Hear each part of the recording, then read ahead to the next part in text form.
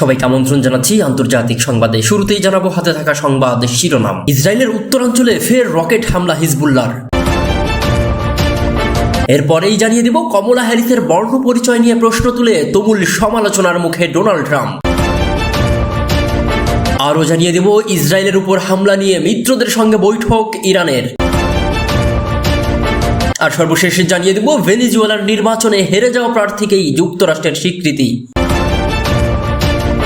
জানাচ্ছিলাম সংবাদ শিরোনাম, এবার থাকবে বিস্তারিত। তবে বিস্তারিত খবরে যাওয়ার আগে আপনাদের কাছে অনুরোধ, যারা এখনো আমাদের ইউটিউব চ্যানেলটি সাবস্ক্রাইব করেননি দ্রুতই সাবস্ক্রাইব করে নেবেন। আর ভিডিওটি ভালো লাগলে অবশ্যই লাইক কমেন্টস করে আমাদের সাথেই থাকবেন। ইসরায়েলের উত্তরাঞ্চলে ফের রকেট হামলা হিজবুল্লাহর। 48 ঘন্টা শান্ত থাকার পর আবারও হিজবুল্লাহর মুহুর্মুহুর রকেট হামলায় কেঁপে উঠল ইসরায়েলের উত্তরাঞ্চল। আজ শুক্রবার 2 আগস্ট এমনটাই জানিয়েছে আনাদোলু এজেন্সি।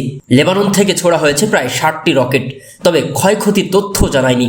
অবশ্য ইসরায়েলের দাবি বেশিরভাগ রকেট তাদের অত্যাধুনিক প্রতিরক্ষা ব্যবস্থা আয়রন ডোমের মাধ্যমে ভূপাতিত করা হয়েছে। আইডিএফ এর হামলায় শীর্ষ কমান্ডার ফুয়াদ শুকুর নিহত হওয়ার পর এটাই ইসরায়েলে হিজবুল্লাহর প্রথম হামলা। এর আগে দখলকৃত গোলান মালভূমিতে মিসাইল হামলায় 12 জনের মৃত্যু হয়েছিল। এই হামলার জন্য ইসরায়েল হিজবুল্লাহকেই দায়ী করলেও তা অস্বীকার করেছিল গোষ্ঠীটি। এদিকে কমলা হ্যারিসের বর্ণ পরিচয় নিয়ে প্রশ্ন তুলে তুমুল সমালোচনার মুখে ডোনাল্ড ট্রাম্প।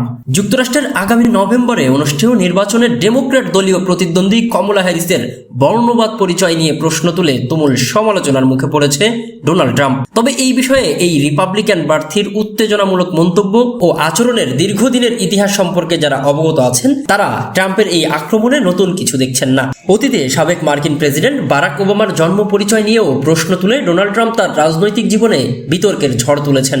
ওবামার বাবা ছিলেন একজন কেনীয়, অথচ ট্রাম্প মিথ্যা দাবি করেছিলেন যে ওবামার জন্ম বিদেশে। ট্রাম্প বর্ণবাদী মন্তব্য করে সর্বশেষ ঝড় তোলেন গত বুধবার। সেদিন যুক্তরাষ্ট্রে কৃষ্ণাঙ্গ সাংবাদিকদের সবচেয়ে বড় সাংবাদিক সম্মেলনে রাজনৈতিকভাবে সুবিধা পেতে কমলা নিজেকে কৃষ্ণাঙ্গ হিসেবে পরিচয় দিচ্ছেন উল্লেখ করে আক্রমণাত্মক বক্তব্য দেন ট্রাম্প।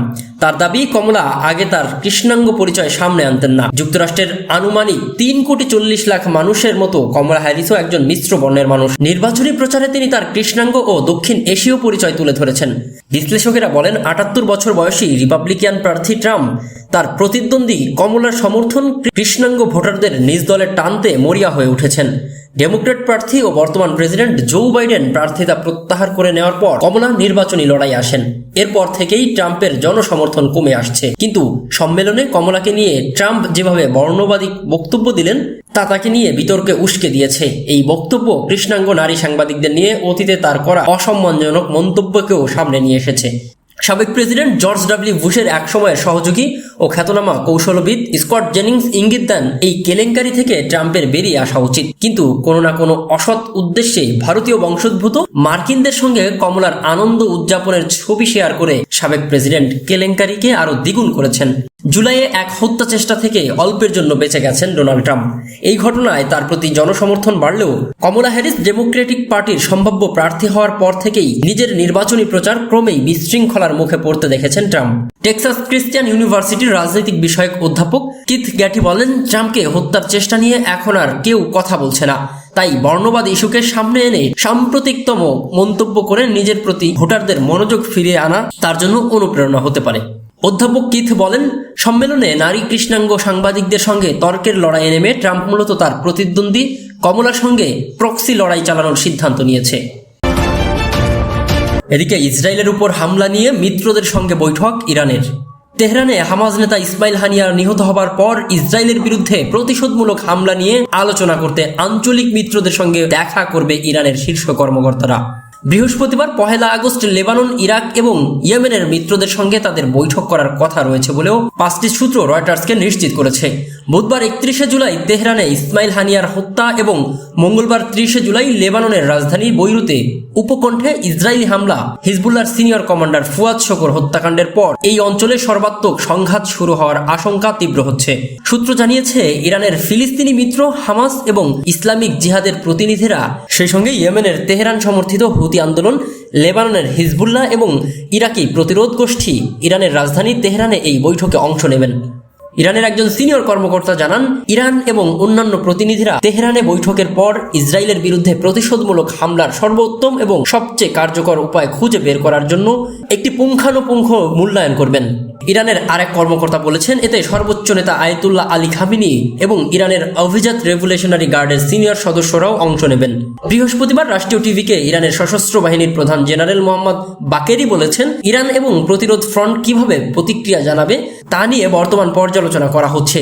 তিনি জানান, ইসরায়েলের বিরুদ্ধে হামলা হবে এবং তারা নিঃসন্দেহে এর জন্য অনুশোচনাও করবে। বুধবার 31শে জুলাই তেহরানে ইরানের নতুন প্রেসিডেন্টের অভিষেক অনুষ্ঠানে যোগ দেওয়ার কয়েক ঘন্টা পর হানিয়াকে হত্যা করার জন্য ইরান ও হামাস ইসরায়েলকেই দায়ী করছে, কিন্তু ইসরায়েলি কর্মকর্তারা এই হামলার দায় স্বীকার করেনি। তারপরও ইসরায়েলের উপর প্রতিশোধমূলক হামলার হুমকি বেড়েছে এবং তা গাজায় ইসরায়েল হামাস সংঘর্ষ মধ্যপ্রাচ্যে সর্বাত্মক যুদ্ধে পরিণত হওয়ার শঙ্কা বাড়িয়ে তুলছে।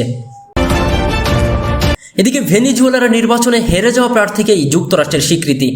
ভেনিজুয়েলার বিতর্কিত প্রেসিডেন্ট নির্বাচনে হেরে যাওয়া প্রার্থীকে স্বীকৃতি দিয়েছে যুক্তরাষ্ট্র।